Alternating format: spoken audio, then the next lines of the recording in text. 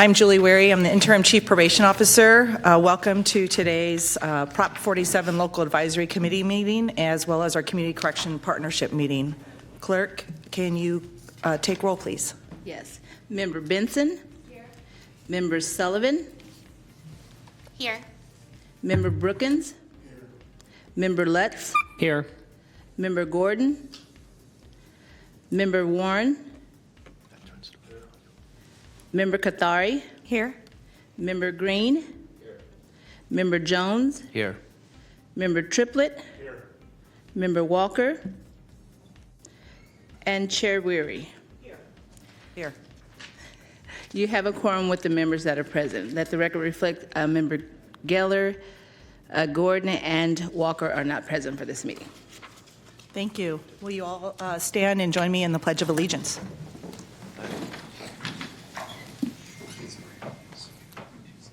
I pledge allegiance to the flag of the United States of America and to the republic for which it stands, one nation, under God, indivisible, with liberty and justice for all.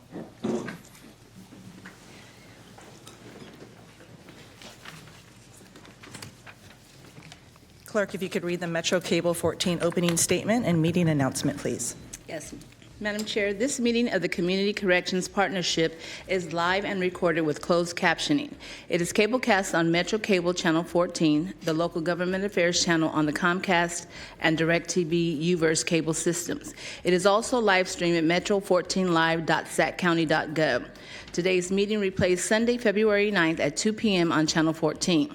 This meeting can also be viewed at youtube.com/Metro Cable 14.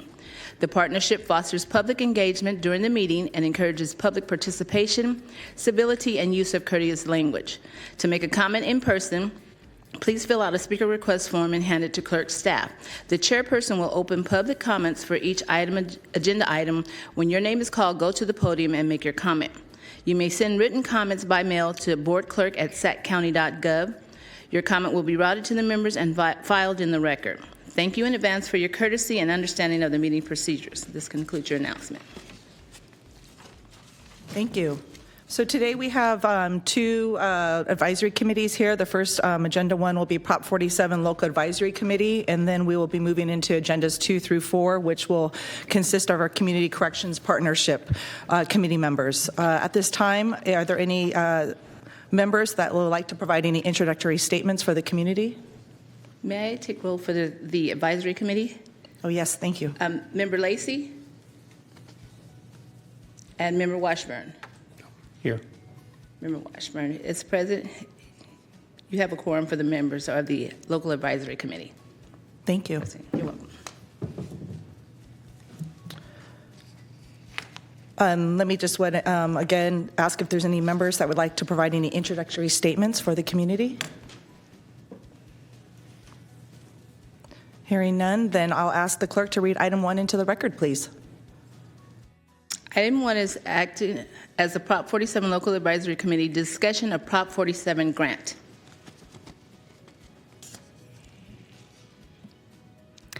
Chief Wary, if I may, I'd like to invite Krista Von Latta here to present about the Prop 47 grant. Wonderful, thank you.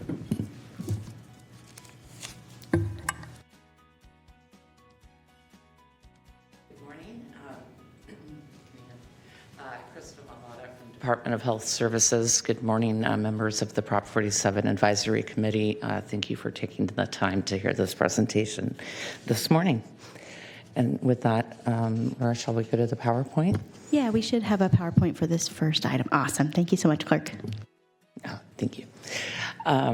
Great. So again, Prop 47, and we can go ahead and move to the second slide here. Krista, you do have a clicker right there that should work for you. Groovy. The big button will move you forward.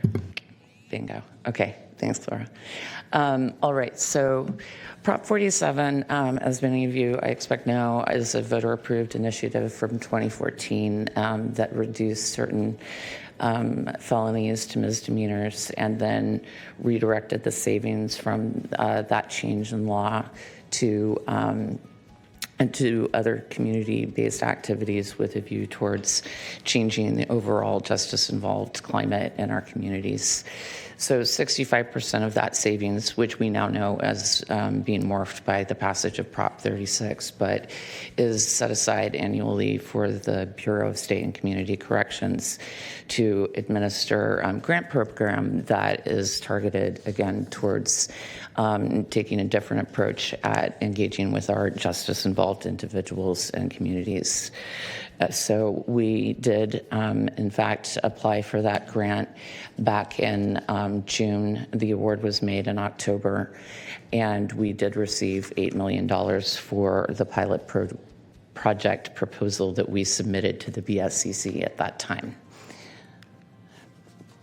So the general idea for Prop 47 is that the individuals who are eligible to participate have a history of mental health challenges, substance use disorder, and or so those are either or both of those are mandatory. And then so Prop 47 is designed to address either or both of those issues along with diversion programs or any combination thereof. So taking that holistic approach, looking at things like job skills training, working on expungement, working on legal issues that may arise as it relates to housing, et cetera, as well as leveraging our existing resources, some of which I just mentioned we already have, with a trauma-informed approach, a regional approach if possible, and with a view towards restorative justice. So what brought us here? I don't think these statistics will come as a shock to anyone in this room, but and we're going to talk about the population of focus that the target population that our work has brought us to identify in a minute. But just by way of background, approximately a third to 38% of incarcerated individuals are released within 24 hours. So that's a high number, and we'll talk about why that's relevant in a moment. 50% are released within 3 days. Actually, I think it's 51% in terms of our latest stat. 40% of people released are released between the hours of 5 p.m. and 6 a.m. 35% are unhoused. That number fluctuates a little bit, but that has remained somewhat consistent. 77% of the jail population has some type of mental health diagnosis. 23% of the jail population has self-reported substance use disorder, which emphasis there on self-reported, so we don't know what we don't know as it relates to substance use disorder. CCP advisory focus groups in 2023 indicated that individuals released from custody would benefit from things like services like transportation, housing, employment services, basic needs, and treatment services. And again, emphasis on we don't know what we don't know. So one of the goals of our work in this pilot program is going to be obtaining more data, useful data, to help inform our decision-making and recommendations as we move forward with these and other initiatives in the future. So in terms of the goals and objectives of the proposal that we set forth to BSCC, number one is to reduce recidivism and returns to custody. The idea there being to increase participation in reentry programs, strengthening our relationships between service providers for both pre-release and reentry services, and then obviously the service recipients. Two would be to reduce homelessness for program participants, I think it goes without saying that we know that if someone is experiencing homelessness, then it is difficult to focus on other services and other things like mental health treatment, like SUPTI treatment. So a heavy emphasis for us there. Increasing access and participation in mental health and substance use prevention and treatment services. Again, this dovetails with our second objective with a view towards increasing access for SUPTI residential programs and expanding mentorship programs for justice-involved individuals, as well as providing mental health and SUPTI services. So moving on, with that as our foundation, when we started meeting as a county in a multidisciplinary way, what rose to the surface for us is that it's not Prop 47 in a vacuum with our $8 million. The overall climate and foundation for justice-involved work at this point is at a state level and down to the local level, but at a state level is with CalAIM JI implementation, which is a very, very large initiative that I'm sure you've heard about, you will continue to hear about for the foreseeable future. That is, I would say Prop 47 is a complement to the work that we're doing with CalAIM JI, but it became clear to us that we couldn't simply focus on Prop 47 without also taking a hard look at where JI is now and the work that we're doing in that arena, as well as looking at how we can leverage Prop 47 funds to fill in the gaps that we know are likely to exist or will exist with CalAIM JI when that is implemented. So our timelines are not the same for CalAIM JI and Prop 47. Prop 47 will go first, but we are working together as a county and with our community-based organizations and other community stakeholders in order to make this a thoughtful and targeted approach in terms of how we move forward. So again, Prop 47 is a gap filler, so to speak. So why do we need a governance structure? Again, given the multidisciplinary and community holistic approach that both CalAIM, Justice Involved, and Prop 47 seek to build, it became clear to us that we needed a leadership that does include members of all of the respective representatives of all of the respective groups that we need in order to effect this work and to do it thoughtfully. We're still in the process of doing that, by the way. At an absolute minimum, CalAIM Justice Involved will be an ongoing initiative. In terms of Prop 47, we certainly hope that it will be. We hope that this pilot program, we can learn from it, retool where we need to, and ultimately make it sustainable so that we can, whether we fold it into our CalAIM work generally or have a standalone program, that this is work that will guide us towards successful outcomes for all. On an ongoing basis. And with a view to that, multidisciplinary focus, because it is going to take all of us together, we have brought together interdepartmental. So from DHS, we've got behavioral health, we've got adult correctional health, we've got administration, we've got interdepartmental work going on. So we're working with Department of Health, Human Assistance, we're working with Department of Homeless Services and Housing, and we're working with the Office of the County Executive. So, we're really looking to, and we will be folding in far more partners as we move forward. We're still, I want to emphasize, at the kind of the ground level in terms of building out what this is going to look like. So at this point, what we have is a JI steering committee with a view both for Colleen, JI, and Prop 47. That is a leadership level committee that is intended to be the final kind of decision-making body that makes recommendations in terms of how to move forward, how to engage with our Board of Supervisors, with your committee, with the Office of the County Executive, et cetera.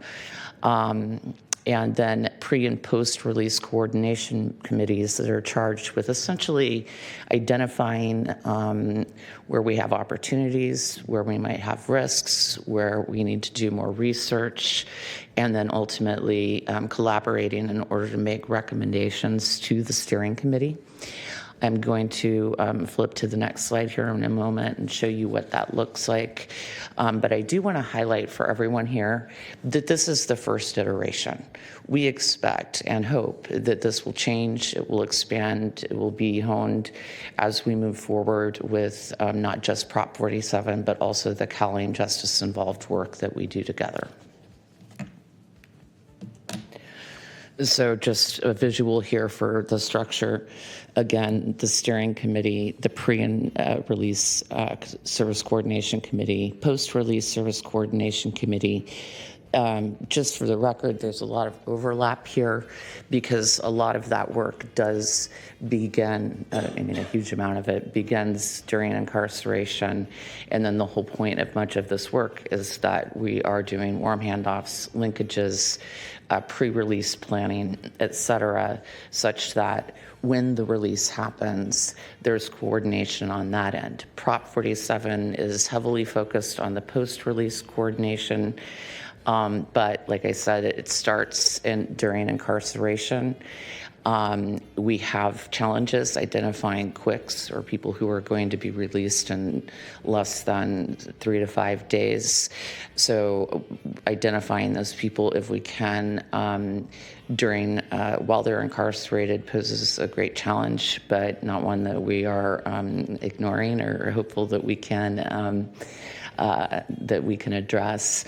In any event, from the pre- and post-release coordination committees, we will be having work groups, workshops. We'll be bringing in other people as well as other participants in the committees themselves on an as-needed basis so that when we know that we're going to take a deep dive into particular subject matter, we have the subject matter experts that we need in the room. So there will be, this is a work in progress, especially as it relates to the work groups and any other workshops and whatnot that may happen. But that is the overall plan for how we are going to be collaborative in our approach to both of these initiatives, including Prop 47. So our progress to date. On January 7, we received board approval, retroactive approval to apply for the grant and to receive the $8 million. In addition, the board approved a human services program planner and an administrative services officer, each of which will be housed in adult correctional health. So we conducted a multidisciplinary workshop on January 13th.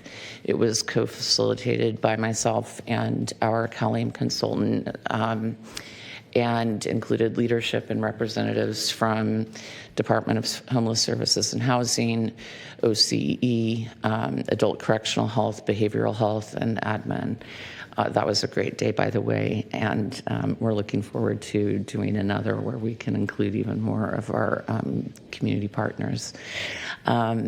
Ongoing outreach and community-based organizations and other community stakeholders. This is in progress. There will be more. One of the things that we will be doing when we feel a little bit more, when we're a little bit further down the line, for example, is using these meetings in that respect. In addition, In addition, we have been meeting with the stakeholders, or CBOs, I should say, with whom we have existing relationships or have had in recent past as it relates to this work, and who also have relationships with the managed care plans, billing for enhanced care management and community supports as part of how we plan to leverage the Prop 47 $8 million grant. And so it is important that we get those contracts in place as quickly as we can, but ultimately we intend to do a public procurement for both CalAIM JI work as well as Prop 47 work that will be more robust, and we'll need to be on a slightly different timeline due to the fact that CalAIM JI is such a significantly heavier lift in terms of getting that implementation over the finish line. And, you know, we've formed our governance structure, which, again, I just want to reiterate, we really are looking at this as something that will be ongoing, and we want to get it right. And we understand that we're going to need to make some adjustments, most likely, and fine-tune as we go through the process. But this is our vision for how to get from here to there and do it thoughtfully. And again, I want to thank you and any guidance you may provide to us as we go through this process. If I haven't spoken enough about our safety partners, and I can tell you from listening to myself, I have not. I do not want anyone in this room to think that we aren't keenly aware, both as it relates to our CalAIM JI work and Prop 47, that that collaboration is going to be indispensable. It's necessary, and we welcome it. So we are in the process of working through, and I'm about to ask you your recommendations in that respect in a moment. But before I do that, I'll go through the future steps, which are continuing to identify the service gaps. We largely did that, or we spent a lot of time doing that during our workshop on January 13th. That is a work in progress, particularly as we develop the referrals and what that system and what our screening system is going to look like, both in and out of incarceration, continuing to refine how we talk about our program participants. I'll give you a specific example here. I'll give you two, actually. One is that the individuals eligible for Prop 47 funding need only be charged with a crime. There need not be any conviction in order for those individuals to be eligible to participate in the program. Another is that, and I learned this is one of my aha moments that happened not that long ago, where I learned that from Department of Health Services, Homeless Services and Housing, rather, the definition of homelessness would not capture anyone who had been incarcerated because they wouldn't, I believe I'm getting this right. If I'm getting this wrong, someone please correct me, but there's a time limit attached to this that I won't cite because I'm unsure, but because they had housing previously. In any event, so we're working on hiring program staff. We will be leveraging the CalAIM positions that are going, if the board approves them, on March 11th is when that agenda item goes. I've spoken about our partnerships, and we'll be leveraging CalAIM and any other funding sources we can. I've spoken about the competitive selection and other process that we intend to use in the short term, and then we'll continue with our stakeholder work groups and monitoring and evaluation. And with that, again, thank you, and I look forward to any comments or guidance you would like to provide.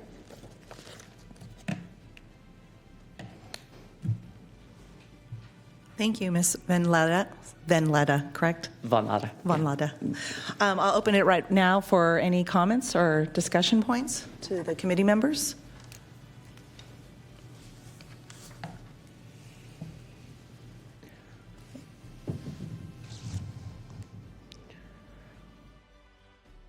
No, I don't know. Oh, I'm sorry, I can't You should have tell. seen the request to speak on. Oh, gives you there your we are. order. Okay, thank you. No worries. Mr. Lutz. I just wanted to, thank you, Krista, thank you, Laura. This has been, as Krista alluded to, certainly a big lift for us in DHS, and just recognizing the complexities with building out this program and targeting it effectively. $8 million is a good amount of money, but over a period of time and for some of the services we're doing, it's still just a small sliver of kind of a representation of the need. So us braiding it into our CalAIM initiative, I think will really let us stretch these dollars farther and identify gaps.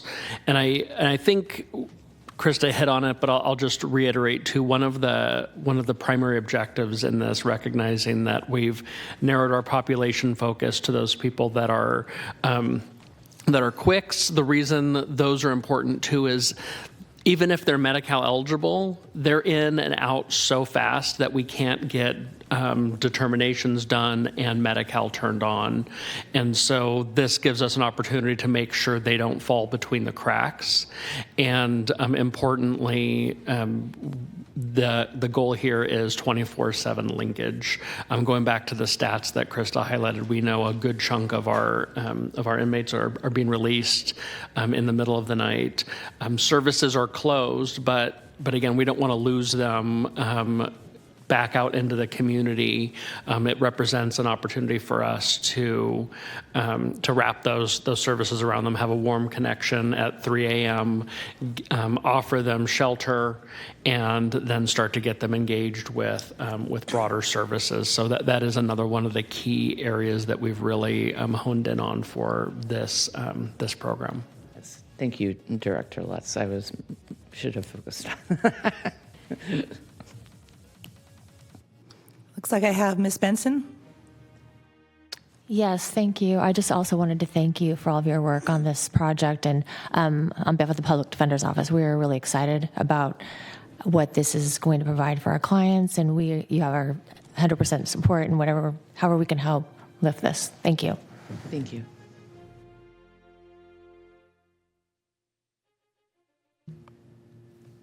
Lieutenant Warren.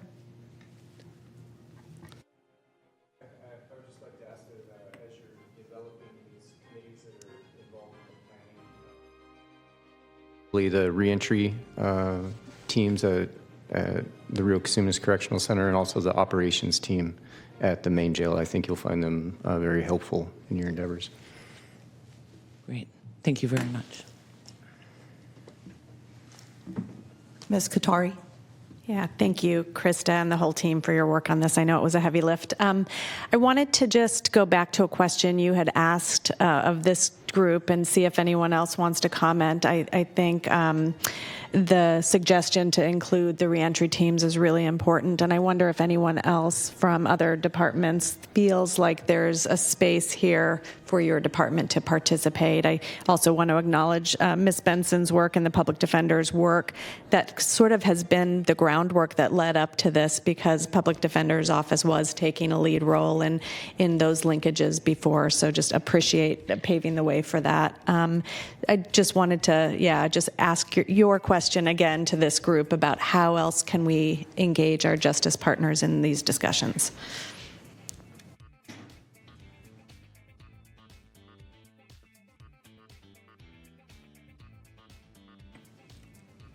Any other comments from the committee?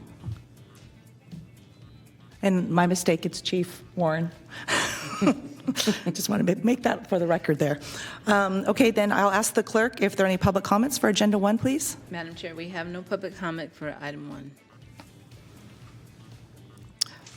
Chair, can you close the public comments confirming?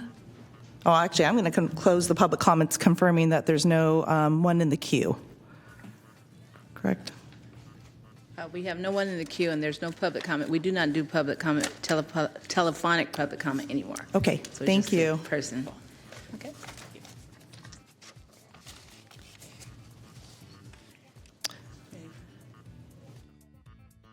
Are you ready for item 2? I think we're ready for item 2. Okay. Madam Chair, item 2 is update on AB 109 Plan 2024 update and upcoming BSCC submission. Laura Foster. So when we're going to have our December meeting, we literally said copy paste to this agenda where it says upcoming BSCC submission. That was in December 15th of 2024. So that should say prior BSCC submission on this agenda. I did just want to highlight for you, again, thank you all for being here today. Thanks for engaging with us on Prop 47 and so many other topics. We've got a lot to go through, but you did get the teaser a couple months ago when you saw your agenda packets there. So as you're all very aware, I would hope, last November, Chief Yarber presented to the Board of Supervisors with our Prop 47 Plan 2024, Prop 47, AB 109, what planet am I on? Thank you. AB 109 Plan 2024 update that was approved by the board.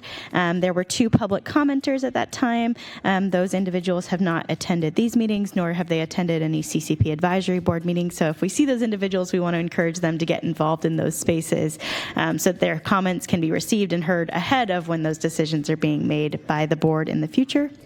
Unless there's major substantive changes proposed in our annual plan updates, instead of having traditional hearing items like we've done in the past, we'll probably start putting these plan updates on consent at the Board of Supervisors because so much discussion does happen here, happens at our CCP advisory board meetings, and unless there's something that's revolutionary and life-changing in those plans, we want to be mindful of the board's time and energy.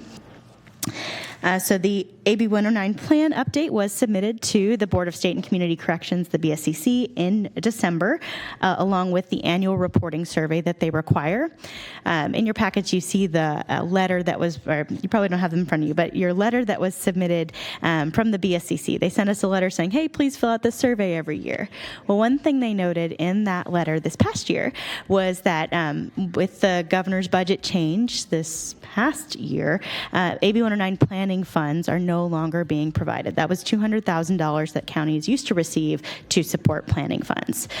Chief Yarber, before his departure, had noted that many chief probation officers throughout the state are now looking at these surveys and submitting annual plan updates as essentially unfunded mandates, and so they are declining to do them. However, Sacramento County, we still have a reserve that we're drawing from those planning funds, so we are continuing to do those surveys at this time.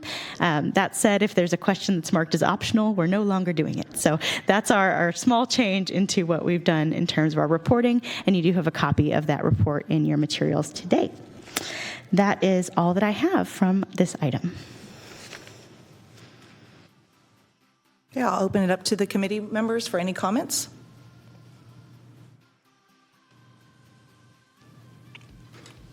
Seeing that there's no comments, I'll ask the clerk if there's public comments for agenda item number 2. Madam Chair, we have no public comment for item number 2. Thank you. I'll ask you if you could read the item 3 into the record, please. Yes, item number 3 is update from Community Corrections Partnership Advisory Board and possible action to approve work plan to produce AB 109 Plan 2025 update. Laura Foster. Thank you all again. The Community Corrections Partnership Advisory Board continues to meet on a monthly basis. The elected leadership for this current cycle is Chair Melinda Avey, who you've met before, and our Vice Chair is Tiana Hammock, who represents Social Services. There's a couple of things that the Advisory Board has been working on. One, we're in the process, and we're almost done, of migrating our website. It's currently been hosted at the probation page under their CCP and CCP Advisory Board pages. We're migrating those to the Public Safety and Justice Agency because it really does reflect this larger group that is involved in these proceedings, and it's a space that, quite frankly, I can manage those website updates, and it's one less piece probation has to do, one less layer we need to work through when we're trying to post relevant information and materials. So it's an efficiency piece, but also making it hopefully a little bit easier to find for those who are looking for this information for the first time. So that should be happening hopefully by the end of this week, and we'll make sure that you have copies of those links of our new website, and the existing probation pages will remain for some time, and we'll redirect to those new locations. There's a couple other things we're working on. We're working on a draft of our annual evaluation. We'll be bringing that to you at your April meeting for your approval.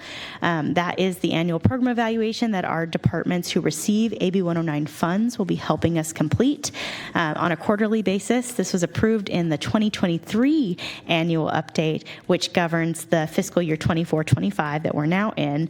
There were a lot of new data reporting requirements that came into play, quarterly requirements and then annual requirements. And so this evaluation that you'll be approving hopefully in April will determine what that annual evaluation looks like for those recipient departments. So that's still a work in progress. Additionally, as I mentioned, we've been collecting that quarterly data, so we started sharing that with the advisory board. I just want to give kudos to all those departments who do receive AB 109 funds. It was a big lift for their fiscal teams to coordinate with their operational teams to actually provide the data that we were asking for. That's Sheriff, Probation, District Attorney, Public Defender, and Health Services. And just, they really stepped up and helped us. It was a growing pains for a couple of months there, but I think we've got a pretty good system now, and I'm excited to share that data with you once we have a little bit more of it under our belts. The quarter 2 data from 2024, quarter 2, which runs through December 31st, we should have that data here pretty soon. Those teams are also working hard on developing budget estimates for this coming fiscal year. And as a reminder to this board, our process here is our departments will submit saying, hey, based on what was approved last year, what was funded last year under AB 109, what does it cost to maintain those services at their current level? So assuming no growth, but we know that there are COLAs, there are other things that influence the cost of hiring a particular person in one year versus the next year. So we want to understand what that impact is so that our budget team can make the appropriate allocations and can then submit those.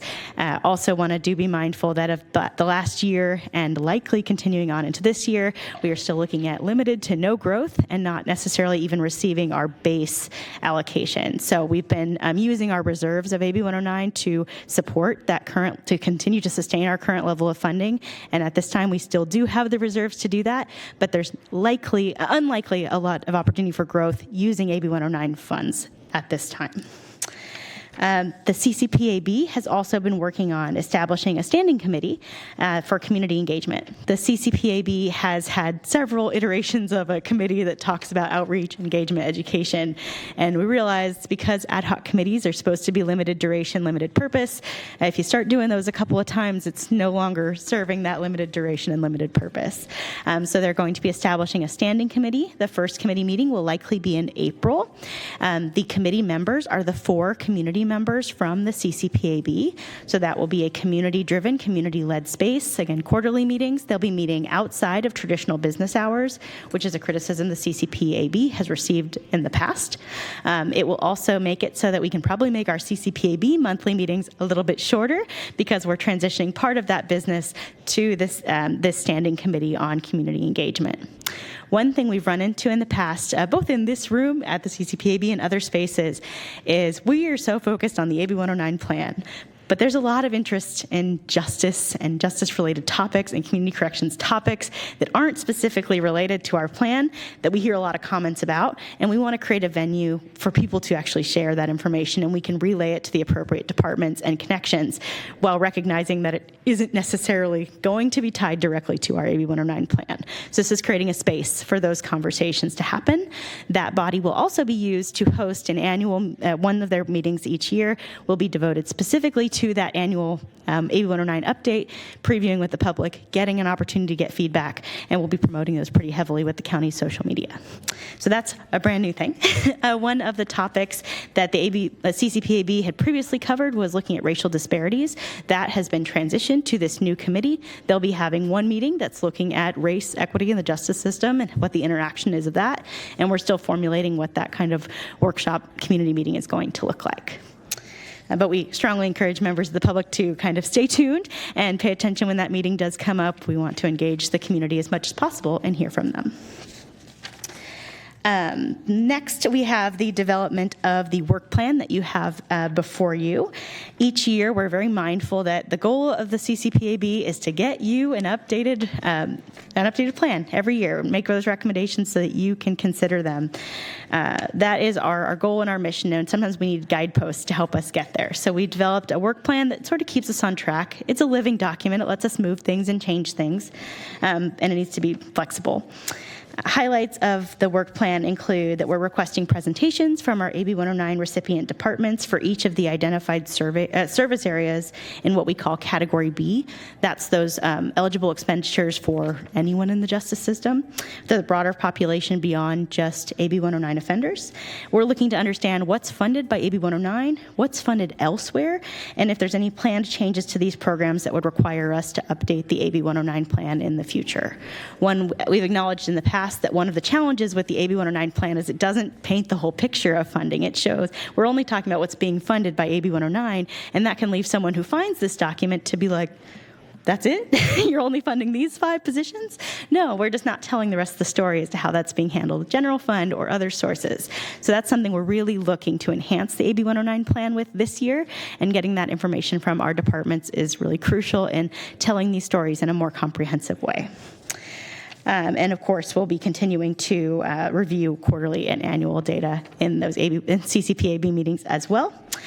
Today, I am looking for any comments, thoughts, opinions from you. Also, I am looking for, would be ideally a motion and a second to approve the work plan and to allow us to continue to make edits as we need to.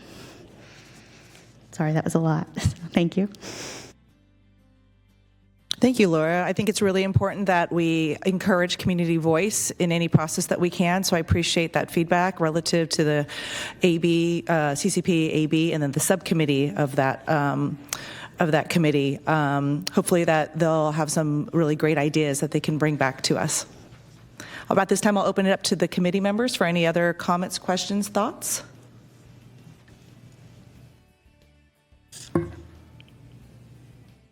Okay, Clerk, I'm going to ask you if there's any public comments for agenda item number 3.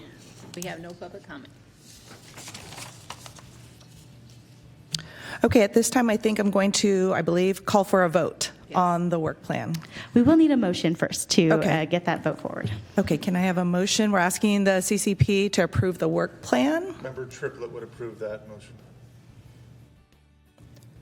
Do I have a second? I'll second. Okay. Sorry, you can. For clarification, that was Member Triplett and seconded by Member Sullivan. Correct. Thank you. Let's vote. Members Benson? Yes. Member Sullivan? Yes. Member Brookins? Yes. Member Lutz? Yes. Member Warren? Yes. Member Katari? Aye. Member Green? Yes. Member Jones? Yes. Member Triplett? Yes. And Chair Weary. Yes. Your motion passes unanimously. Thank you. Clerk, will you read item 4 into the record, please? Yes, item 4 is public comment on non-agenda items, and we do not have any speaker slips at this time. So no public comment. Okay, at this time, then, we will adjourn our meeting today. Thank you all for your participation. Thank you. You don't want to bang your gavel?